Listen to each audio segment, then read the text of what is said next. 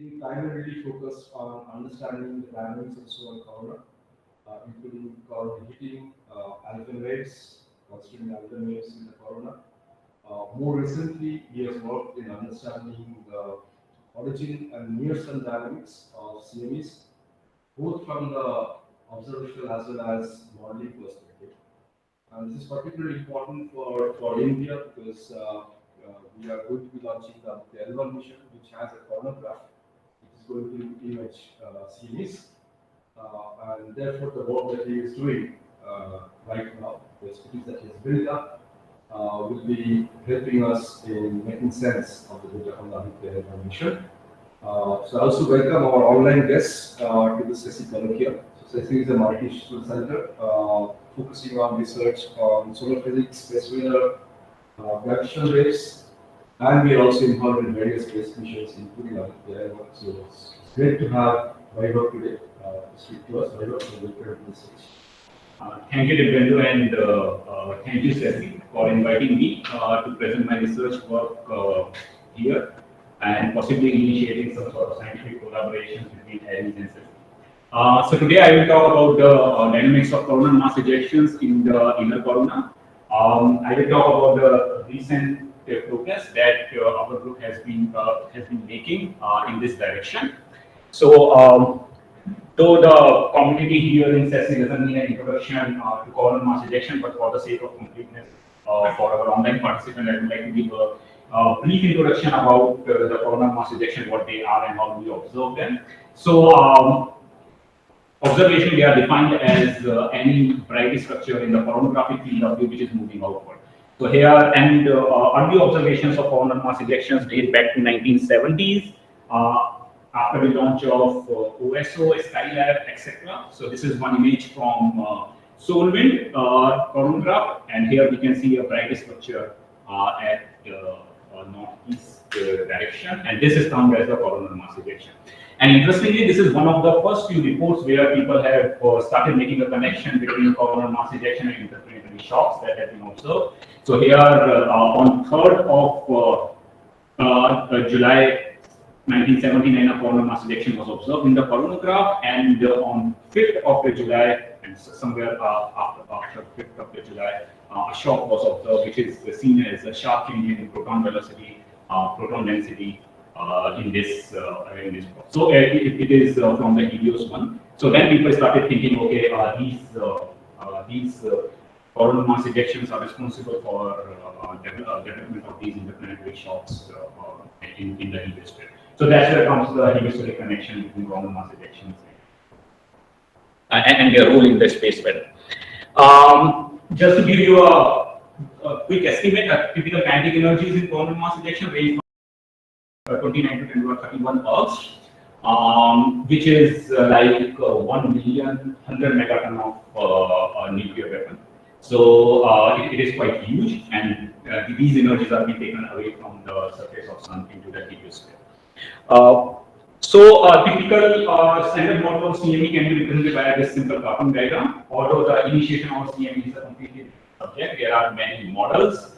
I mean, in every model, we see some sort of reconnection which is happening, and a bubble of plasma containing magnetic field will be ejected outward, as it can be seen here. Now, the rising of this plasma block could be due to some sort of instability, such as Taurus instability, King instability, or anything else.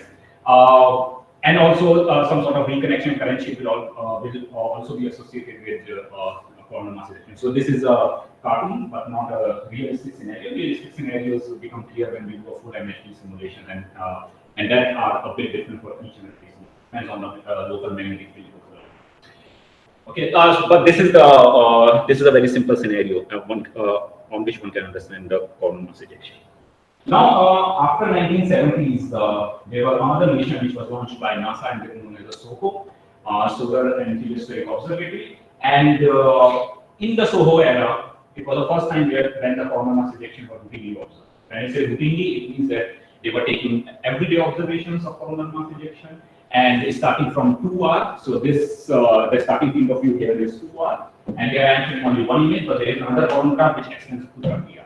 So this is the first time in 1996, and it is still is still up there, still taking observations, and it's been more than 2.5 decades that's been up there. I have observed more than tens of thousands of CMEs in solar atmosphere. And it has revolutionized our understanding about coronal mass ejection, because when you have so much of data for so long period, then you can really perform statistical studies of these CMEs. And one of the important insights that we got is that these the coronal mass ejections also do vary with solar cycle. So here the coordinate red represents the AECME rate, and the gray dot represents the sunspots. We can clearly see a very nice correlation, but only for the CMEs whose winds are greater than 30 degrees. If you look at the CMEs with less than 30 degrees, then you might find that in the recent solar cycle there are many coronal mass ejections, which is like unbelievable, because there's more than the cycle 23 in cycle 23. So, but big energetic CMEs are correlated with sunspot. Also, if you calculate the mean speed, let's say the monthly speed or yearly speed, or the average speed of the CME also correlated with the sunspot numbers. That means when the solar cycle is active, when the sun is active, when you have large sunspot numbers, they cause more energetic CMEs. So there is a very direct correlation. Yeah, so this is here they exclude the narrow events, and I will explain why narrow events are now becoming important. And it is also becoming a problem for us.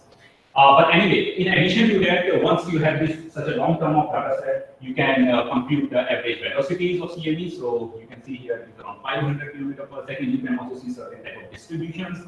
You can see a power of distribution in the width that people started thinking or started matching them with the power of distribution of the flare, and then they started saying that okay, this flare and CMEs are connected. There has to be same mechanism which is driving them both. And for example, here you can see a power, some sort of power law distribution, but it is broken here, probably because the observation starts from 2R, and we are using lots and lots of narrow CMEs. But maybe Aditya will be able to fill this plot. But anyway, so all these insights we got from the SOHO. So SOHO was a really very good and very successful observatory in terms of the CME studies. Can I just interrupt you? Yeah, sure. So if I understood correctly, what you're saying is that for large scale CMEs, there is a direct correlation in the sunspot cycle. But for narrow CMEs, that correlation is broken. One can have narrow CMEs even at times when sometimes it's not right. Yes. And the correlation that you showed between the cycle phase and the speed of CMEs, is that something that people have explored in terms of understanding whether with the rising phase at supermax there is also larger sunspots, and therefore there are, or is it understood? It is understood. I think if you plot them with the sunspot area also, I mean, when you have larger sunspot, it naturally corresponds to a larger speed of swelling. But it's not, in my understanding, if you ask me, these are statistical results. But it is not that only the size of sunspot matters. It also depends on the capacity of the magnetic field inside the sunspot. Unless and until we build non-potentiality in an active region, it's very difficult to excite a CME. Otherwise, you will have a large sunspot without any CMEs. So I find that correlation very curious actually, because I already am getting an idea of why this is possible. And I think we should discuss this. Yeah. We should have some point of this.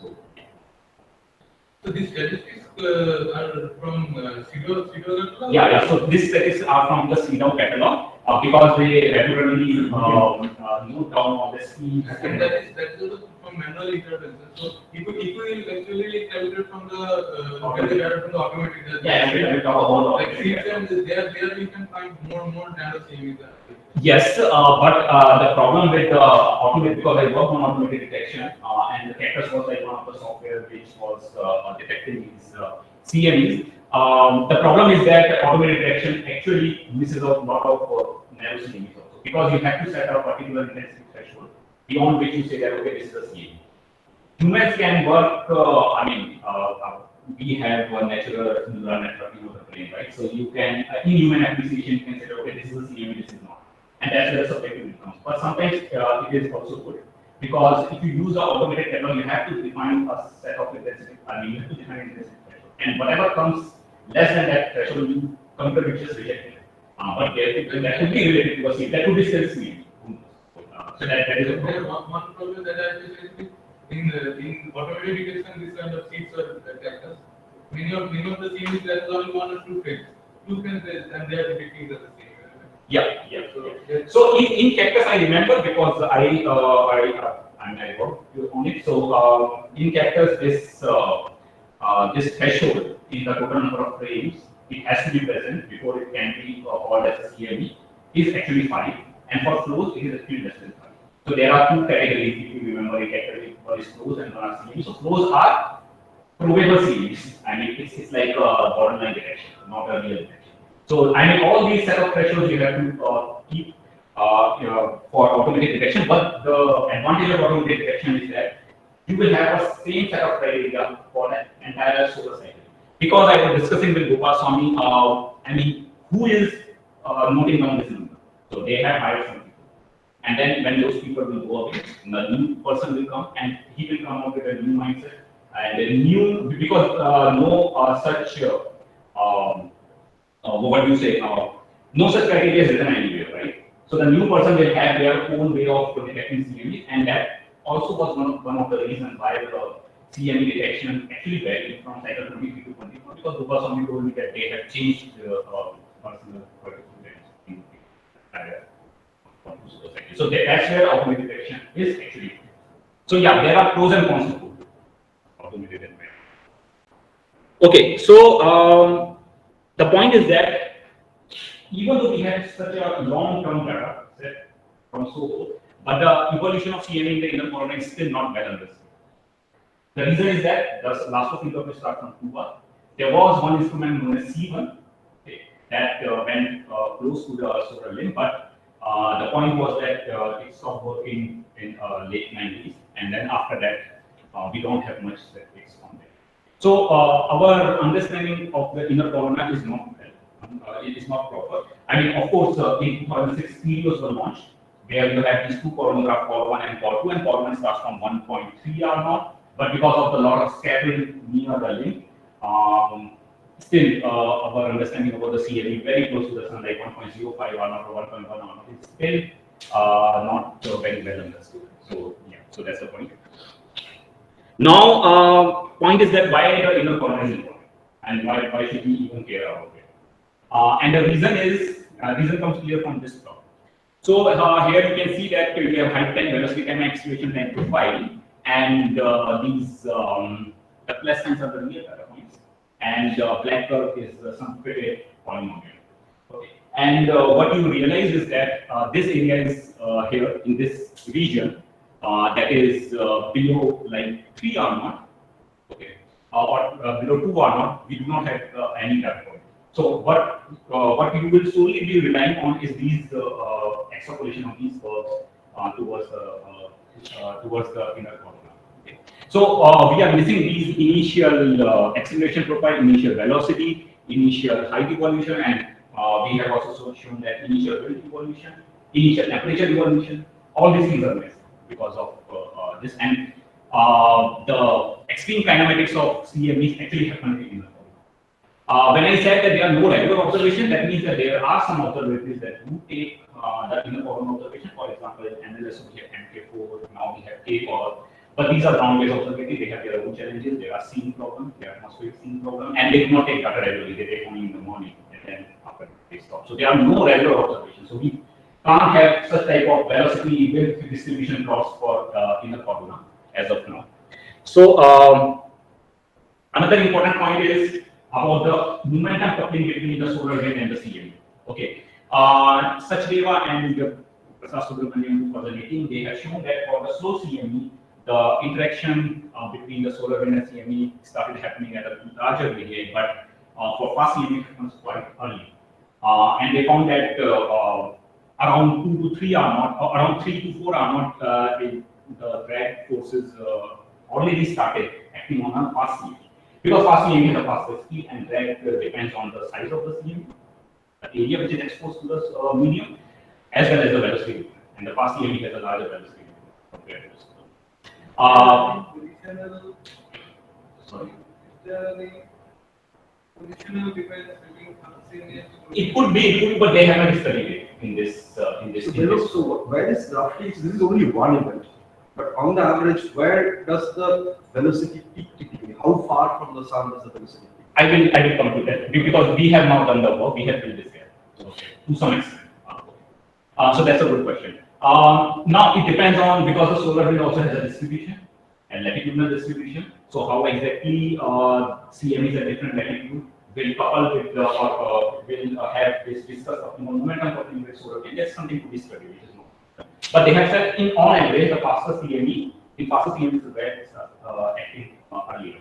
So that's why we should have regular observations of CME in the inner corona. Now, when I said regular, I mean there are some few observations. For example, this is the MK4 coronagraph, and here you can clearly see the inner corona. But again, as you can see, the data is impacted from atmospheric seeing and other effects. So this is still a gap in our understanding how to understand the kinematical behavior of CME in the inner corona. Another significance of the inner corona is the expansion of the CME. So it is interesting that our group, I mean 2020 and this other group, again both of them arrived at the similar results at the same time using different data sets, using different techniques. What we found is that in the inner corner, let's say below 3 R0, around 3 to 3.5 R0, the CMEs do not expand self-similarly. Self-similarly means they do not preserve the angles between the legs. Initially, this angle increases and then stay constant beyond 4 R0. So when I say beyond 4 R0, half angle is not increased. It doesn't mean the CME is not expanding. The CME is still expanding in spatial direction, but in the angular direction it is not expanding. However, it happens very early on in the solar corona. So what is responsible for this type of angular expansion of the CME? This is another question that we have to. Is there a physical explanation for that? Yes, I think. We are trying to explore that, but people have said that it could be due to Lorentz forces. Lorentz forces in the flux flow that occurs early on in the CME that is responsible for the impulsive acceleration is also responsible for this angular expansion. We have shown a correlation between both. So I will come to it. Right, I'm just telling you our understanding. Yeah. So yeah, these are some of the recent results. So you see that this area is still ripe to explore. So yeah, so Professor Subramanian in 2014 has he has proposed that Lorentz was responsible for both overexpansion as well as for the impulsive acceleration. Now, if it is the same force acting on, it is also accelerating the CME and also expanding the CME, then it means that the force will go away, both the expansion and 3 to 4. I mean, there is no strict definition of the inner corona, depends on the person who is writing the paper. So, yeah, I haven't seen any consensus in the exact, and there is a gray area.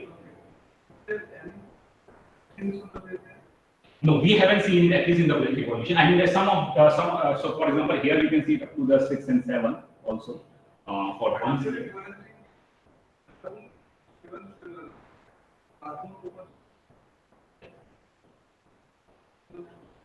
Yes. So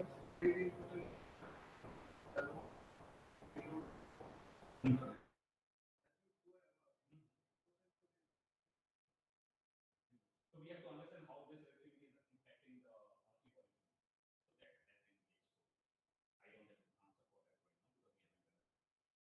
Yeah. So now what I was pointing out is that if the Lorentz force is responsible for overexpansion, if the force will go away, then it should also acceleration should also go away and this expansion should also go away. So there has to be some correlation between expansion and the acceleration profile. That's what we thought, and we'll see whether it is there or not. There's another issue is the reflection of the CME, which is seen for most of the CMEs. So if you look at the UV images of the source region of the CME, then you will find that the source region is here. Then, if you look at the CME in the column graph image, that means the C2 column graph when it appears at the 2 solar radii, and you calculate the position angle and project it back, and it will lie here somewhere. So you see that it has been reflected. Okay. So most of the CMEs we have seen that I mean they have been reflected. So what could be the reason? I mean there are MSD simulation, there are observations that this near a streamer, for example, there could be a streamer here. These streamer or the open magnetic field lines such as coronal pool, they can reflect the CMEs.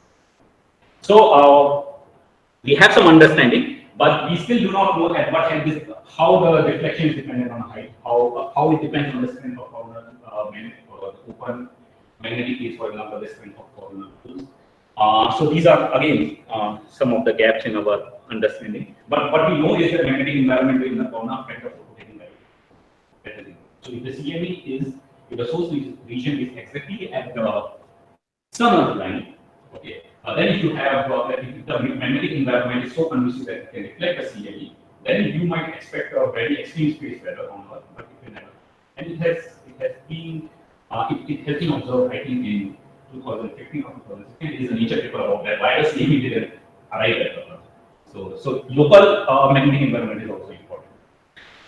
So these are all the importance of inner corona. And another very important and very ignored topic in the CME is the thermodynamics of CME. The reason is that once the SOHO was up and we started looking at the kinematics, there was so much data about the kinematics of the CME, like velocity, acceleration, weight, that this area is not given get much attention. It is known as thermodynamics of the CME.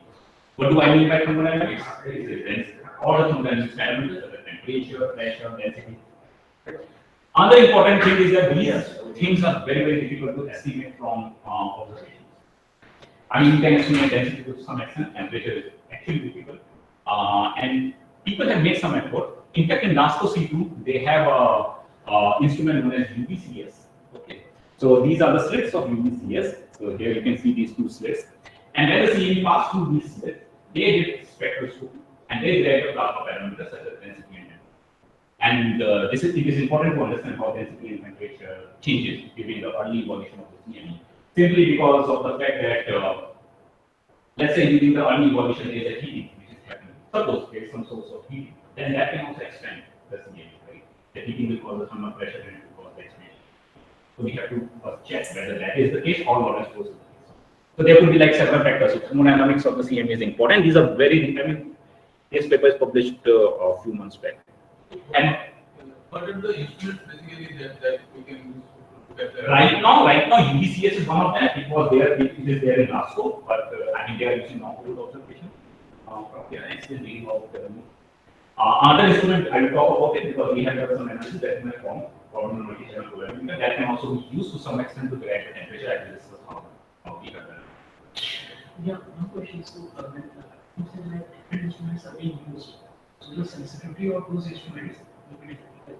So, the science which we infer, like, so Will be affected. yeah. So, if there are some, say, pain sources, or suppose those instruments are not working at the same time, and so then you can't do that. Then you can't study those eruptions. So you have to be very lucky to find an eruption that has been observed by different instrument, and that too with a good signal to noise ratio. And if you can do that, then you can do the same. And that's why such events are very rare, and you need like a lot of effort to find them. And that's why these the old I mean these UVCs have not taken the observation this year.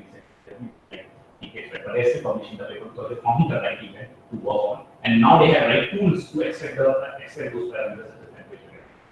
So yeah. Yeah, one more question. So, probably look at the velocity evolution and the other parametric evolution with the distance from the center from the sun, right? So, suppose if I have some data-driven model, then I put the parameters from say r greater than 5 or something. So then I can back propagate and then check what would the parameters. So can that hold? Now, below 5 if you want to go, I mean from 5 if you want to go inside, then it is very difficult because as I told you, the initial extreme kinematics of the CME has to make the problem. Unless and until that profile is known, we don't know exactly what would be the. I will show that. I will come there. I mean, that's a good question, but it's always not possible to back predict. So what they have found here is they calculated the electron density and electron temperature. What they found is that, and you see they have two slits, one at 1.6, other at 1.9. So you have parameters for two different regions, and here their x means the time. I think it is a bad way of representation. I don't know why they did that. What they did is they multiplied time by the speed of the CME and they got that x speed. But consider x this time. So what they find is that at two different radial distances, the density is different. In fact, density is less at larger radial distances. And it makes sense because as the CME is moving outward, it expands, so its density should be. Okay. Essentially, but they didn't find any difference in the temperature. Not much difference in the temperature. What they found is that the temperature of the core as well as temperature of the leading edge is almost same. and they are not changing at two different radii, 1.6 and 1.8. Now one can say that okay, it might not be changing in this distance, but it might be changing later on. It might be different, very close to the sun. We do not know because they are only 2 points of the radii. So this is first of all, this is an important result because it tells you that if the CMEs are expanded, okay, and if you assume it to be adiabatic expansion at temperature, but temperature is not going on, it's same. That means there has to be some source of heat that is happening that they also didn't know in the answer. But this analysis is hinting towards that. So what is it? We do not know. So these are some of the significance of inner coronal that we should keep in mind. And now there is an entire catalog of UVCs, like using these slips, what all CMEs people have observed. If you want to relook at them, you can go to this catalog. And more or less what they found is that only 38% of the CMEs has low temperature. So when we talk about the CME, so there is a very famous 3-part structure of the CME. Outer part is plasma pilot, then you have a cavity, and then you have prominence material inside. And prominence material is supposed to be, but they didn't find it. Even though using UVCSs which are at 1.7 and 1.8. That means in 1.7 and 1.8 are also only 38% of the CME has low temperature. The question is what happens to the core of the CME in rest of the event? I mean, is there some sort of heating which is happening, or it is not plasma, or it is not a prominent plasma at all? It could be a completely, it could be a hot flux. Also, Howard et al. In 2017 pointed out this. They also studied a lot of in situ CMEs, and they find that in situ CMEs they find no signature of prominence material. So where is that prominence material is going? Okay. And also in these even 13% of even CME void was identified, only 15% of CME front was identified. It means that all these features are dependent on the wavelength you are looking at. So these are wavelength dependent features. So it may not be necessary that you will see CME front in all the CMEs. Like you might like to see them, but in spectroscopy you won't. So it is becoming even more important to study the CME in different wavelengths because right now we do not know how the CMEs will look at. It is very important to do some sort of forward modeling to understand what we do. So that's where it becomes, that is the motivation for our work. Then what people did is they thought that, okay, if you don't have a white light pattern in the inner corner, why not use a UV? Okay.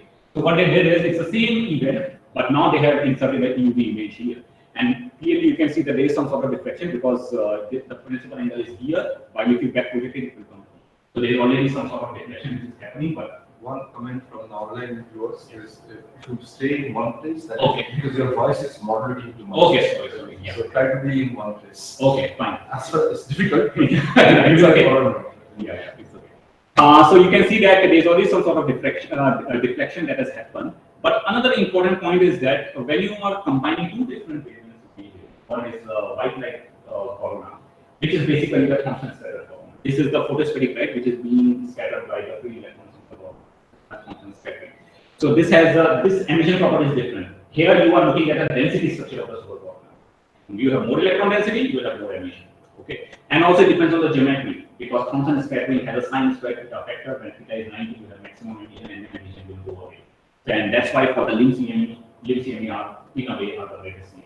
Okay, so it is geometry dependent and it tells you the density structure of the solar. While the emission that you see here is the line emission. It comes from a particular ion, and we call it as a line emission. So it has a different emission property. It depends on the density as well as something known as contribution function, which is a sharp function of a temperature. So this tells you the temperature structure. We are looking at two different things here. One is a temperature structure, another one is a density structure. So it's very, very difficult to correlate that and to say that okay, you are looking at the same features by connecting UVI inside the inner corona and white light in the outer corona. And that's precisely because it's not just purely thermodynamic heating which is resulting in the emission, but other Yeah, exactly. So the coupling between pressure, density, and temperature is broken. Yeah. So now we have two ways: either to use UVI all the way up to here, use one way, or you use white light all the way up to inner corona. Okay. Now we cannot study UVI all the way up to here because UV intensity falls very sharply as a function of distance, right? Because it depends on the emitting ion, and that is one of and its density will fall very sharply, and then you will not be able to see anything. In fact, you are not able to see anything here impact at the larger distances. Why? This tells you the density structure, because every electron is participating in Thomson's scattering, right? So it's better to use white light towards inside rather than doing UVA there. Okay. Yeah. So this I have already explained. Yeah. So it's using EUVI. So for example, here you can see in stereo EUV, power 1 and power 2. People have measured the acceleration velocity, and this answers your this is something that you ask. At what radial distances these the peaks in the velocity and acceleration happen? So it usually happens around 1.5, 1.2, 1.3 R. At least in this in these results. So this was done by Vaibhav in 2014, and these are pretty interesting results. So what they found is that yeah, I mean, I don't know how they combine UV and white light, how they combine the different features and different wavelengths together, but they managed to do it. They managed to do a good job. Okay. And they have also said that the reason for this impulsive acceleration is Lorentz force. And but the challenges here in this work is that the projection effect. Although they have chose the limb series only, most is the limb series, but then your analysis is limited to only 2 CMEs. So there are projection effects. Second, they are looking at the kinematics of different plasma, as I have already explained. And the third is that the CME source region is not. Now these are all the problems with the inner corona, and we thought that we should take this forward by at least mitigating one of the effects here. Two of the effects. One is the projection, second is the kinematics using the plasma. So using to remove the projection effect, we use something known as the 3D radiation and the shell model, which is known as 3D GCS model. And in order to take care of the kinematics of different plasmas, we use only white layer, but using stereos, using the stereo data. So what we found is that, and this was we published in 2020, we use this graduation indica shell model, which is shown here in the green grids, and we fitted it over a CME using different material. Here I am showing only one image from one spacecraft, but we have used both or 1A, I mean stereo A and stereo B. And then we found a similar results in the speed, acceleration. Now we went one more step ahead, and we have also studied the width versus time in addition to acceleration. And what you find here is that when the acceleration goes to 0, approximately at the same time, the CME, the half angle of the CME stops changing. So these are exactly happening simultaneously. Now, is it only for one event, or it is happening for all the events? That is important, right? Or is this a spatial event? So what we did is we plotted a histogram of many CMEs that we studied, and we find that both the histograms overlap.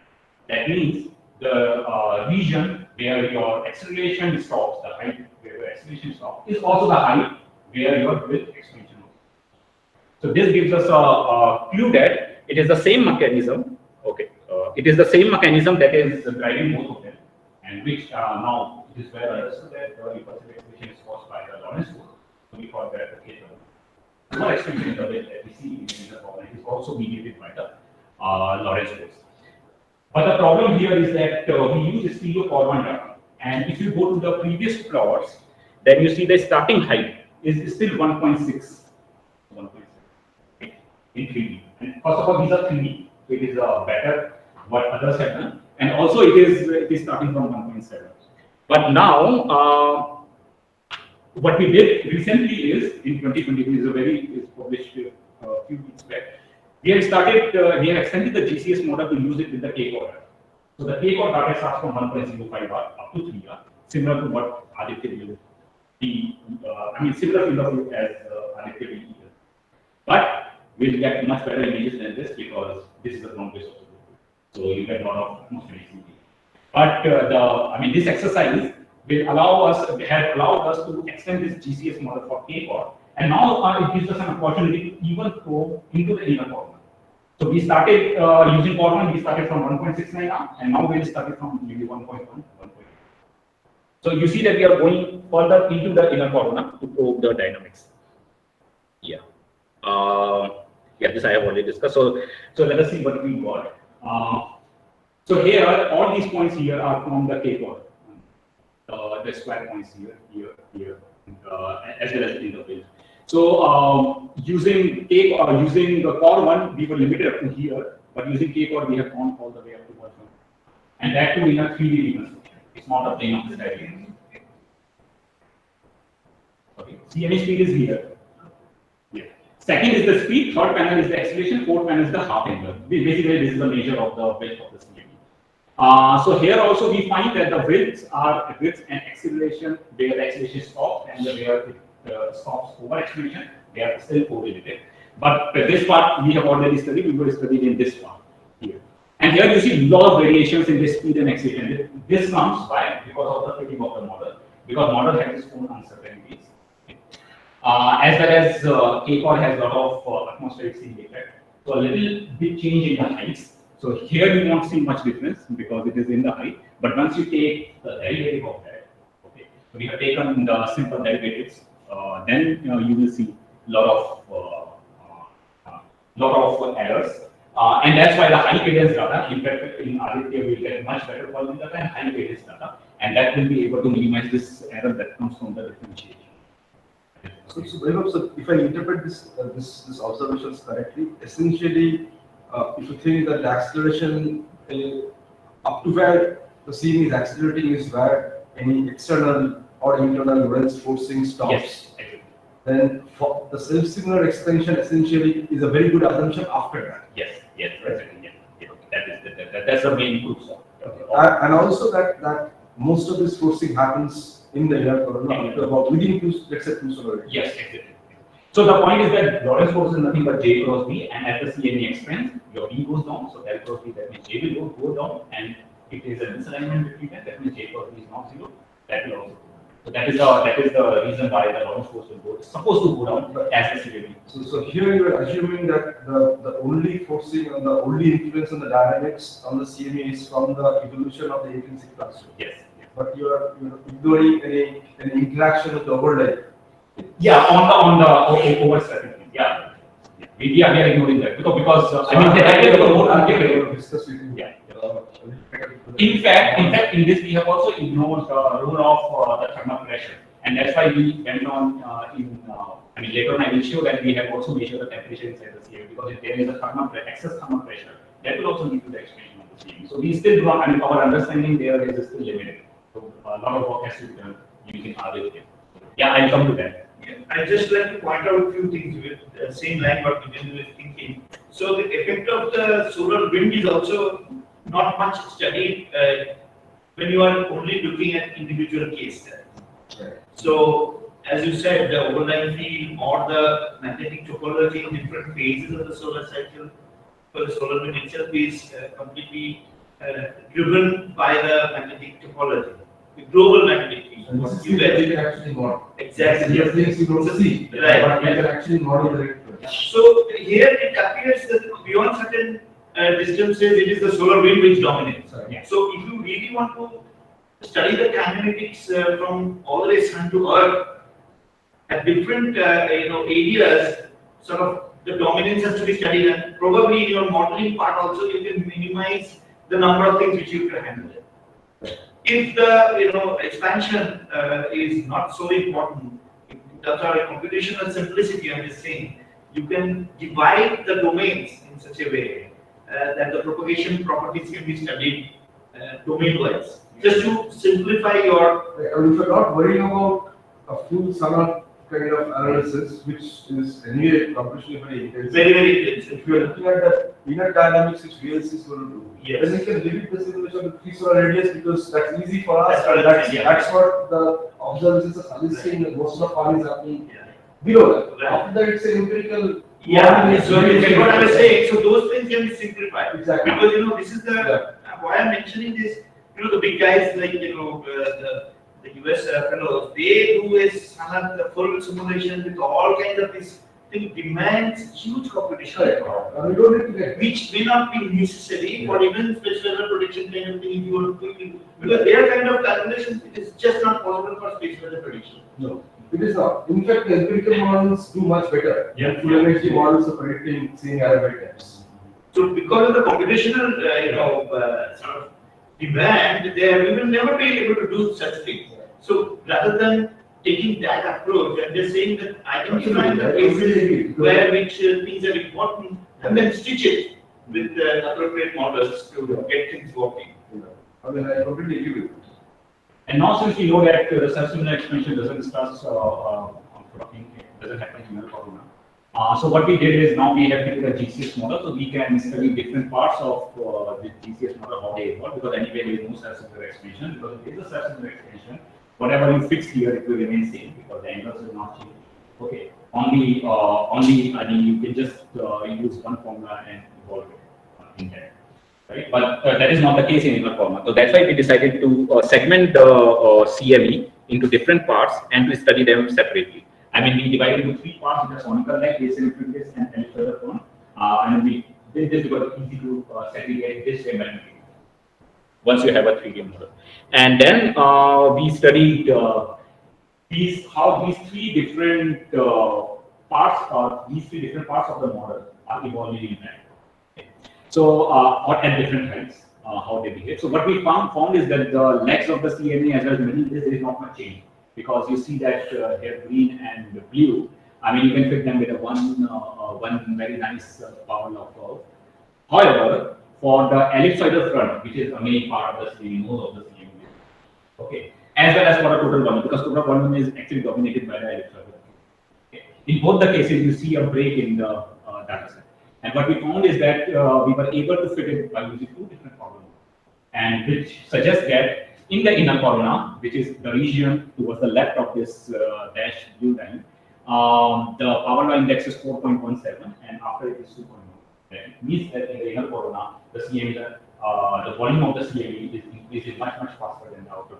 It makes sense because in the inner corona we have already discussed that the width of the CME is expanding faster. I mean, there is over expansion of the CME as well as there is an impulsive acceleration of the CME. Now, acceleration will change the aspect ratio in the direction of propagation, in the radial direction, and expansion will change in the theta direction. So, obviously, the volume will change faster in inner form as compared to the outer. Now,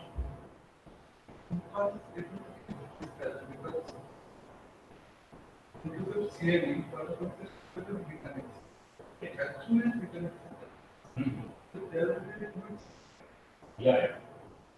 And then you go away, it will get That is also one thing, but here what we found is that other model also. So you are saying the impulse of the reconnection happening below the flux source is actually hitting it. So that's like a very short impulse that is happening. Yeah, it's a short impulse, but here we are looking at larger distances at 2 R and 2.5 R. So there it is because of the instabilities which is causing increase in the velocity of the sea. Probably if you look at the UV data set, there you can find this short impulse because there is a slow rise, fast rise, and then also the change from the slow rise to fast rise is there. Yeah, what you are referring to is the initial injection. Yeah, initially. Initial injections. What he's referring to the other factors which may be responsible for suddenly the speeds to go up. So of course there is a standard thing, injection is there, and then you can just study it as a projectile. But it's more than that. Yeah. So then we started thinking that okay, the total volume is increasing. Is it only the Lorentz force, or there are other factors we can do? So one thing that came to my mind, okay, it could be the thermal pressure also. That could be actually, and this could be one of the reasons why we started looking at the thermodynamic evolution of CMEs in the inner core. And here we were not using the UVCS in SO. Rather, we decided to use coronal multi-channel polarimeter data. And it is also, that's why I said it's crucial to understand the interplay between thermodynamics and kinematics. How the thermodynamics affecting the kinematics of the CME is something that we were interested to look at. So we used the COM data, and here it is iron 13 emission line, which is in COM, and on the right side we have AI1. So both are approximately at the same temperature. That's why we are showing it side by side. And this is the region where we see the CME, which is bounded by this yellow box here. And these regions where you can see these small scale like structure is to form the core of the CME later on as a CME. So our main aim was to study the temperature evolution of this event. And what we did is simple. I mean, we choose several slices. I mean, these are artificial slices. So here one can see these loops are rising upward. So this will eventually form the CME. Here you can see it because it's a time distance map. This is X, which is along this direction, and this is time in the x-axis. So what does it mean is that with the time this part is moving upward, and that's what you see then as moving in that direction. And if you calculate the slope, you can calculate the velocity. But the interesting part is that wherever you have intensity enhancement, you also have, I mean, in this region, you also have a line width enhancement. That is, the line width is also increased here. And in past, people have associated line width with the effective temperature. So what do I mean by effective temperature? So let's try to understand from here. So the line width could be in a CME, at least in case of CME, could be impacted by the expansion. CME is expanding, you will get a broader line profile because you will have some component which is moving towards you and some component away from you. Will get a broader line profile. As well as we have non-thermal motion such as turbulence, if you have waves, unresolved wave amplitude, that will also cause a broadening in the line profile. If you have, and then comes from the Doppler broadening, which is due to the temperature. Okay. So what we did is from here, so the total line widths are like 42 kilometers per second. What we did is we subtracted the Doppler broadening, and how we did that, we know the line formation temperature of iron 39. We can calculate it 2 kV by m, the velocity. So we subtracted the Doppler broadening as well as we subtracted the pre-event basically. So when you subtract the pre-event, you are actually subtracting any other broadening which is due to non-thermal motion because we assume that waves are present everywhere, either before the CME and once the CME is gone. Long time after that also waves will be present after the CME. So subtracting a pre-event line width will allow us to effectively subtract everything except anything if there is a change in the temperature that we expect. That is ideal case. Okay, and that effective temperature can be computed from here. Whatever the change you get, you can convert into P-effective. That is known as effective temperature. That is not the real temperature.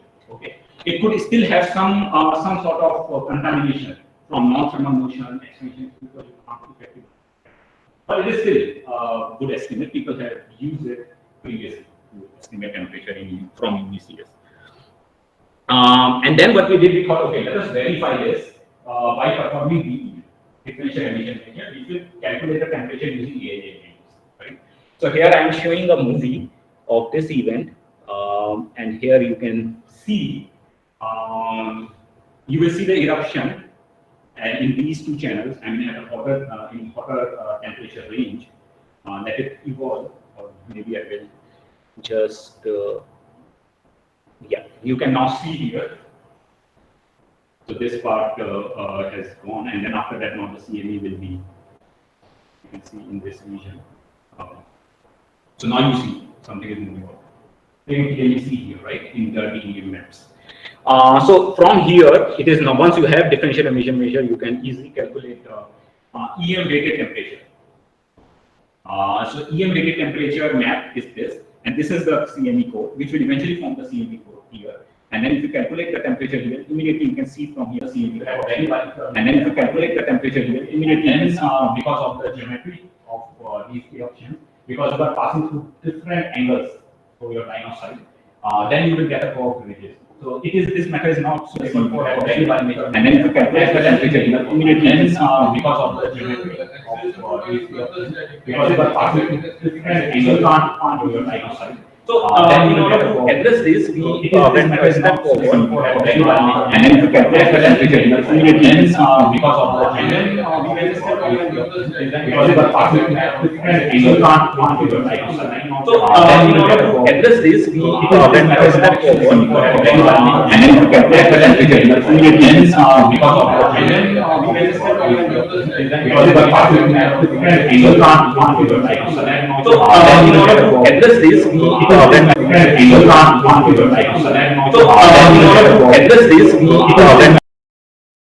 step forward, and then if you calculate the temperature here, immediately you can see because of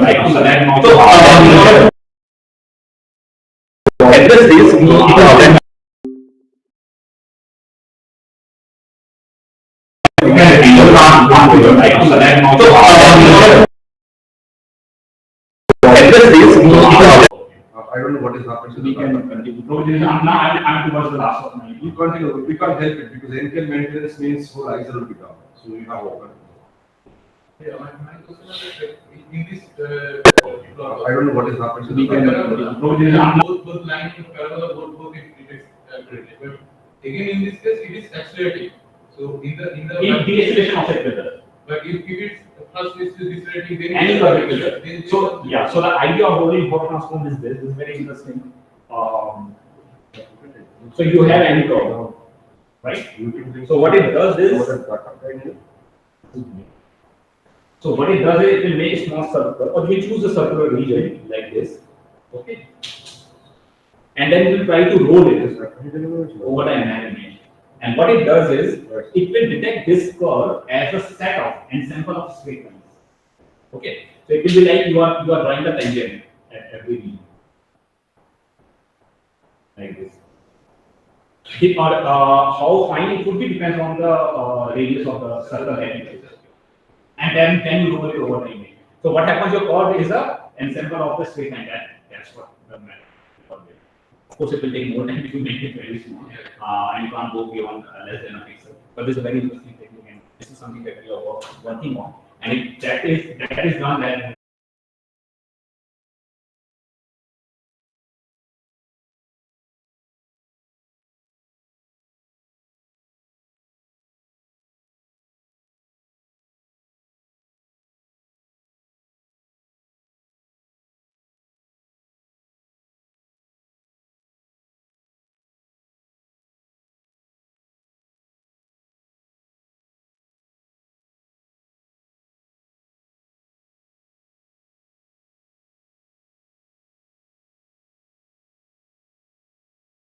another we work on breakout model because he is working on breakout model, and that's why we are here because in the CESSI we use different type of model like flux code model and other models. So we wanted to study, we wanted to understand or make sense of the observations that we had using the model that we were, and that's where we can have this.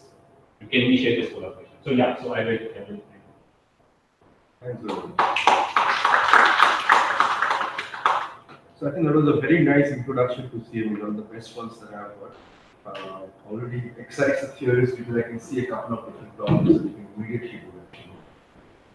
So I think I'll ask quite a few questions. So first it's open to everybody now. But we did ask quite a few questions. If it was nice, there's some more questions, please go ahead and ask. And remember that there is no question which is stupid. So one question that is in one slide you have shown that in the inner corona, so up to 1 or 1.5 solar radii, so the it is first accelerating, then it is decelerating like up and down. So why is this happening? Is there any technical reason behind it? So acceleration, first acceleration and then acceleration going to zero. It can be explained from the Lorentz force, which decreases as the CME expands. After it's accelerating, then it goes to zero. Since we are similar expansion, that is the. But now it is going downward. The acceleration, going so down. that is, I suppose I personally believe, because there is no reason for that. I personally believe that is because of the uncertainty of data. So you remember we have height time plot, and then we are differentiating it to get velocity time. And now the cadence is not good enough, and then you have a little bit of problem in fitting the GCS model over the image. Then it will actually amplify the errors in velocity time, and it will even amplify the errors in acceleration time, because in acceleration time you take the differentiation of the velocity time. So it's coming from there. This is my personal. Yeah. Also, in the GCS fitting, so you are very close to the sun. So how you are actually fitting? So you are, because in the initial part, the geometry is not well defined if you fit it properly. So are you initially fit it at a higher? Yes. Higher height, So we then did you are that. just- Yeah. So what we assume is that the latitude longitude, latitude may change. The longitude as well as the tilt angle. We We can't have we only have the sense of tilt angle when it's evolved. exactly. So what we did is in the higher column, we do that, we fix that, and then we take it down to the inner column, and then we fit it with the table. That's a good question. I mean, doing technical. You are also using. Yeah, it's- Okay. So in the algorithm you discussed about loading and so on. Yeah. So is it so does the algorithm itself detect the parameters, or you need to give some, the user needs to give some initial? So you need to give the radius of this, how big you want this circle. If you want to, if you take like a bigger circle, it will have only one tangent here. So you will not be able to define your problem. And you also need to pinpoint the initial location of the. No. What I did is so that's what in the JMAP there is not only one bridge. If there is one bridge, you can use n different type of work. There will be another bridge here, right? There will be here. It will be something like this. It will be something like this. There will be many things here. So what it does is it will start from here, continue to roll over image, okay, and wherever it will set a threshold, it will continue to fit the straight line over those curves, and then it will combine all those places where there is not much changes in the slope of fitted line. They will be accumulated together, and that's how we make a detection level. Okay, this is one curve. This is. I mean, that is the advantage of such techniques such as Hawk transform. I mean, it is difficult to understand here, but then if you take a linear Hawk transform, where you have like different ridges like this, something like this. So how will you detect it? If you play a computer, right? From eyes you can do it very nicely, but computer, how will you detect it? The computer, what will it does it instead of y and x, it will go to, it's like in Fourier transform we go to omega and phase space, right? So in Hawk transform we go to something known as M and C space. Okay, where M is the slope, C is the intercept. So each line will correspond to one point here. So this line, these lines will correspond to unique points, right? Because no two lines have same M unless M is infinite. So we take out that thing. So now you see that instead of capturing this messy image, what you all have to do is you go to MNC space and only capture and only take the values of those pixels where you find the pre-image density. That means you are only capturing the point. So then you capture the point, you know what is the slope of lines and intercept of lines, and do it back. I mean, do a back reconstruction and you get it. So similarly, now instead of straight line, you have. So that's the main essence of Hawk transform. I mean, that's why I like it. I mean, people use this neural network and other things, but the point is that you really do not know what is happening inside. Here, you actually know what is happening inside. So, I mean, I feel more confident in such type of thing. Why do you can do much more? I have one question for you. Is that can you just explain a bit about your modeling approach? That how you are just modeling CME and the flows. This one? Yeah. Yeah. So in this one, what we did is we are assuming a breakout model. So initially we assume a density to be falling with radius. I mean, these are the initial conditions that I'm telling you. Temperature to be constant, I guess. And in the inner boundary, we are not using the real magnetogram. What we are doing is I don't remember the expression of the vector potential, but basically what we are doing is we first have a dipolar field like this. Okay. And then on the top of that, you have this quadrupole type of geometry. Okay, so like, do you have like global Yes. dipolar field or like We have a global dipole. Like sunspot pairs on that also? Yeah. We have a global dipole, and on the top of that, you have this extra potential, vector potential at this latitude. Okay. So this is latitude. So this is the initial configuration. We let it evolve. We let it get stable for a certain period of time. Once it does, to expand on his question, why since he's mentioning about the sunspot pair and all that. we are not You using. have it, I know. So my point would be, or just to help in the discussion, that this quadrupolar thing you have now imposed inside, you have some parameters to play around with it. Yeah. We have. I mean, we can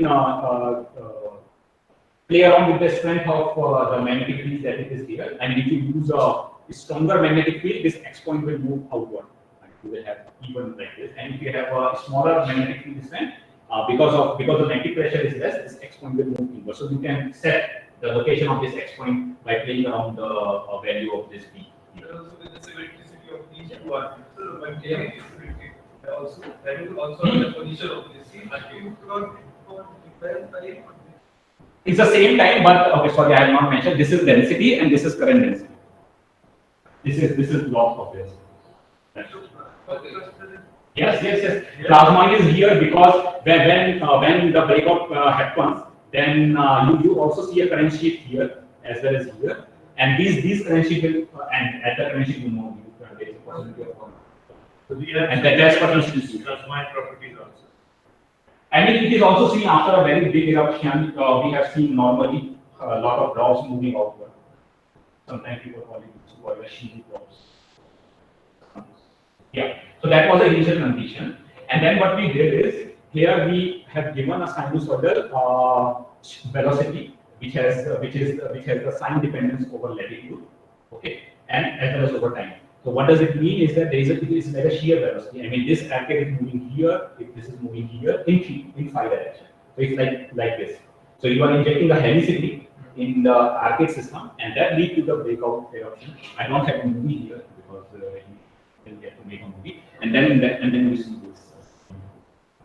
So like one thing is that the shear flow is not really extending out into the corona, right? No, it's only at the point. It's only at the point, inner point. Okay, but then how are you just maintaining the wind? Because that is what There is no wind here. We start the background, postage background wind. So what we have done is There is no real the same. There is no wind dynamics involved here. So basically, what they're really trying to create is a classic expired eruption. With the breakout point. The breakout point, essentially. Yeah, I mean, the next step would be to have a variable background and that solar winds and all that. This is like a coin model. I mean, the thing that I wanted to understand here is you have a global dipole field, right? Yeah. So I told him to change to play around with the value of this global this polar field basically, because you can, in the global dipole field you can set this polar field distance. Right now it is 1.66 cos. 1.9. So it is 1.9 cos Q or 1.9 cos Q. Okay. Now let us change it. Okay. Because we know that in different solar cycle we have different polar fields. Yeah. So now change it and let us see whether with a smaller shear flow it is easier to have eruption. I mean, it is easier to initiate eruption, or it will take less time to initiate the eruption. Why I am saying this? Because in cycle 24, where we have deep polar fields, we saw a lot of small scale eruption less than 30. So whether we can explain it or not. And this is just again a toy model, not a real. That's fine. So so for now, you have like constant flow, which is just driving out the We shape that positive flow, also the radial velocity, but when we let it go into the line, it will automatically create a profile according to the very other parameters. So we get the profile that which is fast and the volatile and the slower. So we have like this velocity vector of 50 km/s, right? Yeah, Initially, and then what happens is that they relax. So the velocity will be more here and will be less. But this is again not similar to what it is in the real solar wind. I mean, just have some value, just to have some sort of coupling with background. Which one? This one, the global one. Global one is the dipole. Okay. So I mean, this one is like very large. I mean, we initiated with a larger radial distance, but then we looked only at here. I mean, we evolved it and we truncated it to the local domain. So I understand what you were saying is that after that it is eventually getting close. Okay. So but then still we see more velocity here, less velocity here, because it is close in a smaller radial distance, like it is for larger radial distance.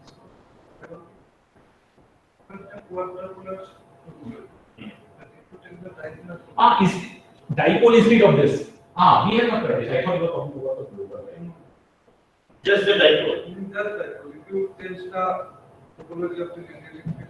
We haven't done that. I mean, right now we were more interested in this so that we can. I mean, the point is that we need to understand first of all the simulation. So we were replicating what others have done.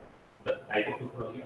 But you know, if you just If you the dipole alone, it will be difficult to very physical. I mean, doesn't really represent sun. Yeah, it will be simply like a potential field and then how you need some sort of,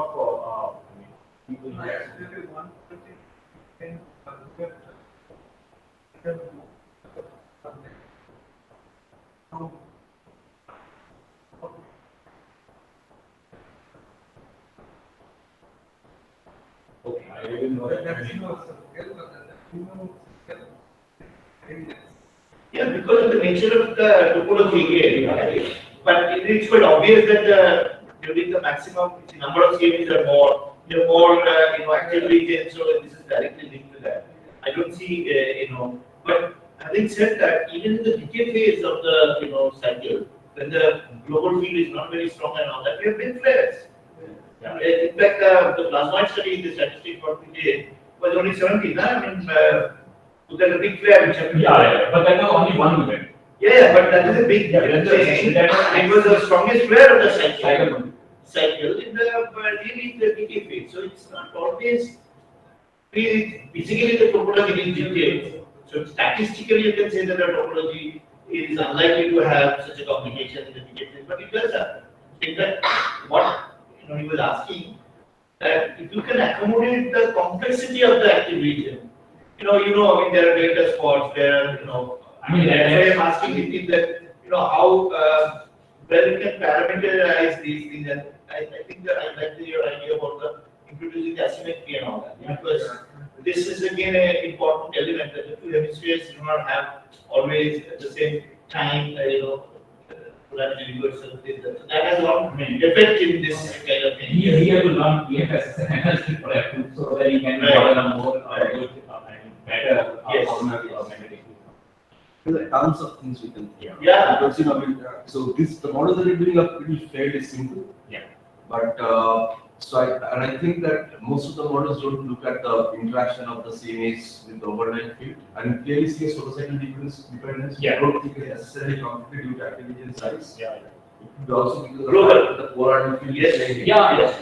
Not, and this is not something that has been well documented. I and Anthony Yates and Ramkar Mackey and Ram Cook wrote a paper on particularly this issue in 2009. So did you use only modeling? So we use purely this theoretical error to see if there is a dependence of the solar cycle phase on the coronal null points. We didn't find any actually. So I'll But anyway, so now we have full MHD models that can actually do that in a better way. Multiple different things we can actually test out. Particularly the observational, we share the presentation. Yeah. In the presentation itself, there's a lot of questions that we can send some WhatsApp clips that we share with Vaibhav also. I think there's a lot of tons of things that we can do. Not necessarily you have to do that, just sending it to you that we propagate and then one has to keep track of everything. So, and then, we'll put in the wonders to work. And I think Rishita should work more closely with you guys to understand some of the observational skills. Actually, I think Shubhadeep is gone. Because Shubhadeep is gone, we are one less expert from the observational side. Modeling experts are always there, I'm also there. So I think that I see a lot of potential here. Great, thank you very much. Thank you. Yeah. Let's go for coffee now. Yeah. Actually, that was a beautiful introduction.